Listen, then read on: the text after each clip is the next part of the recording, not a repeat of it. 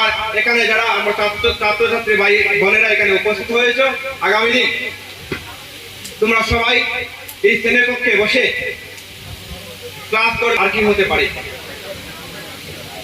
আরেক এমন এক পরিবেশ তৈরি হবে। আমাদের রামকৃষ্ণগড় মহাবিদ্যালয়ের শৈক্ষিক পরিকাঠামোর কথা যদি আমরা চিন্তা করি, এমনিতেই অনেক ভালো, একটা ভালো পরিবেশের মধ্য দিয়ে আমাদের রামকৃষ্ণগড় মহাবিদ্যালয় বিরাজ করছে।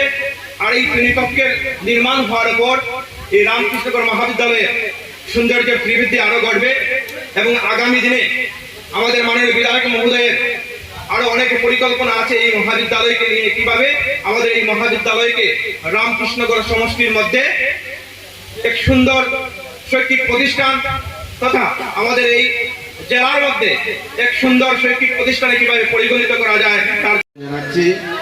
ধন্যবাদ জানাচ্ছি সেই সব কর্মকর্তাদের যাদের ঐকান্তিক প্রচেষ্টায় আজকে আমাদের এই সুন্দর অনুষ্ঠানটি একটি পূর্ণাঙ্গ রূপ নিয়েছে।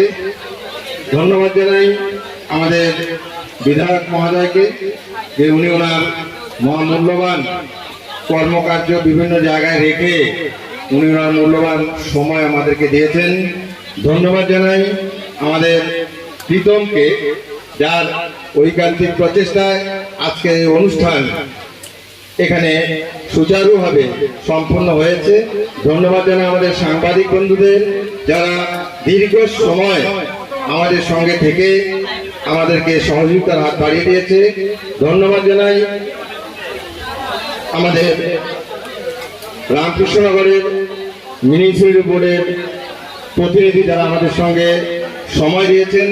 ধন্যবাদ জানাই আমাদের ডিস্ট্রিক্ট বিজেপির ভাইস প্রেসিডেন্ট মহোদয়কে, তিনি আমাদের সঙ্গ দিয়েছেন।